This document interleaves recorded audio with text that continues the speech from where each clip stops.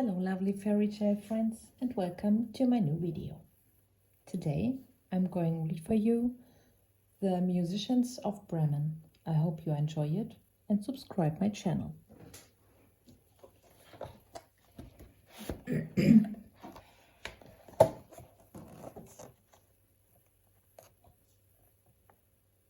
The sun had just sunk below the horizon when the rooster began to crow from the top of his coop.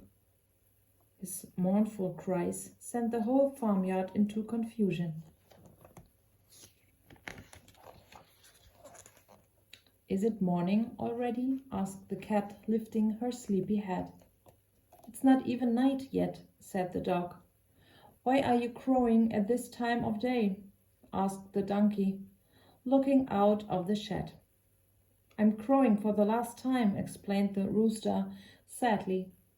"Earlier I overheard the farmer telling his wife to throw me in the cooking pot tomorrow." The animals were shocked. Who do these people think they are? They treat us like animals," they exclaimed. "The farmer is always kicking me and calling me lazy," said the dog. "And he beats me if I don't pull his cart fast enough," added the donkey. "His wife's mean too," said the cat.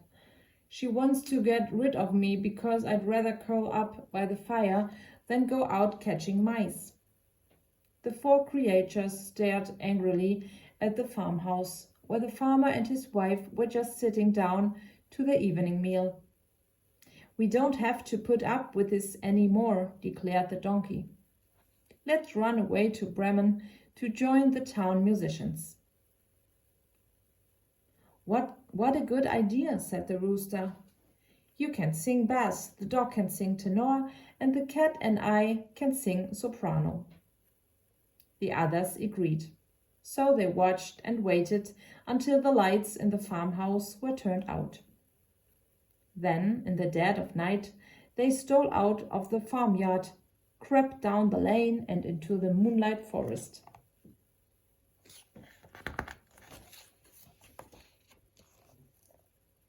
The animals walked deeper and deeper in the forest until they came to a small clearing. "Perhaps we should rest here," suggested the donkey. So he and the dog lay down under a tree, while the cat curled up in the crook of a low branch and the rooster found a perch right at the top. "Can you see Bremen from up there?" asked the dog hopefully. The rooster scanned the horizon.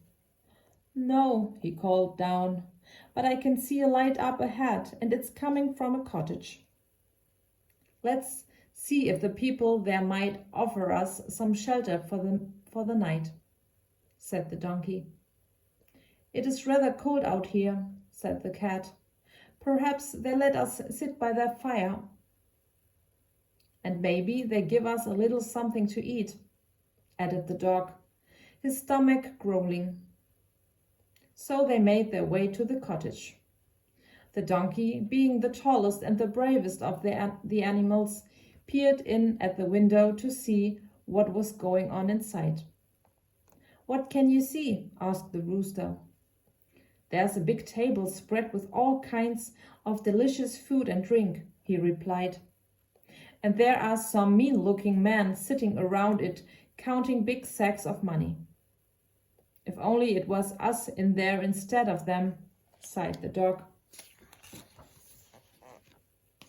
"It can be," said the donkey. "I've got an idea." He gathered the animals into a huddle and told them his plan. Then he stood at the window on his hind legs with his front hoofs propped up on the ledge. Following his instructions, the dog climbed up on the donkey's shoulders, the cat jumped onto the dog's back, and the rooster flew up to perch on top of the cat's head. They all held their breath, trying to keep their balance until the donkey gave the signal. "Now sing." The donkey brayed, the dog howled, the cat yowled, and the rooster crowed. all at the top of their lungs.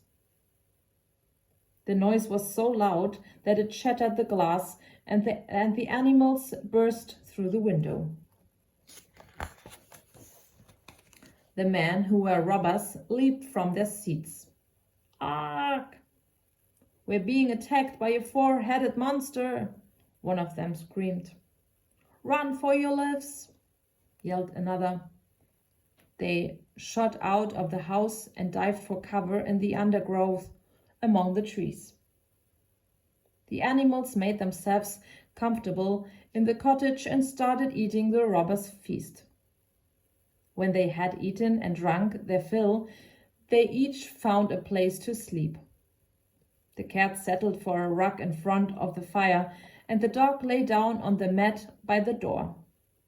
The donkey found a soft pile of straw out in the yard, while the rooster flew up onto the roof. Before long, they were all sound asleep. Hiding out in the forest, the robbers began to feel cold and uncomfortable.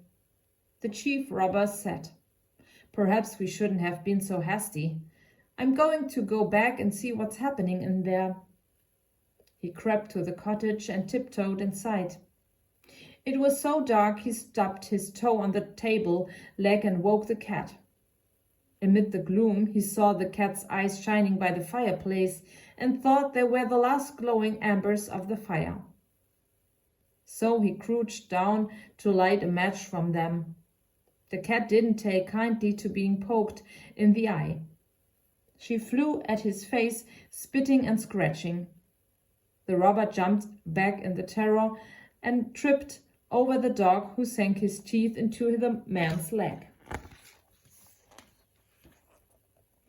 As the robber stumbled blindly out into the yard and the donkey booted him in the backside with his hind legs, the man yelped in pain and the donkey brayed back at him. All the commotion woke up the rooster, who flew down from the roof in a flurry of feathers, crowing a blood-curdling. "Cock-a-doodle-doo, cock-a-doodle-doo."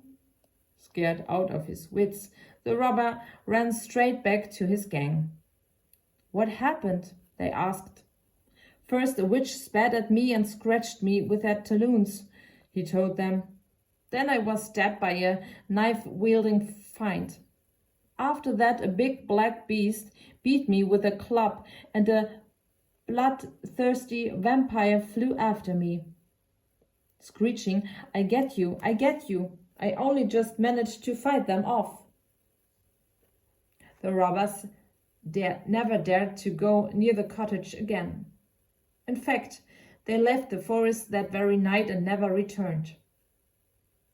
They left behind so much food and money that the animals lived the rest of their lives in luxury.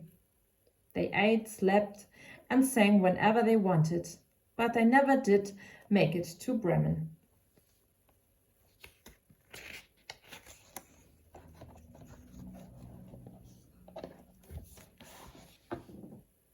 I hope you liked the video and subscribe my channel. See you next time.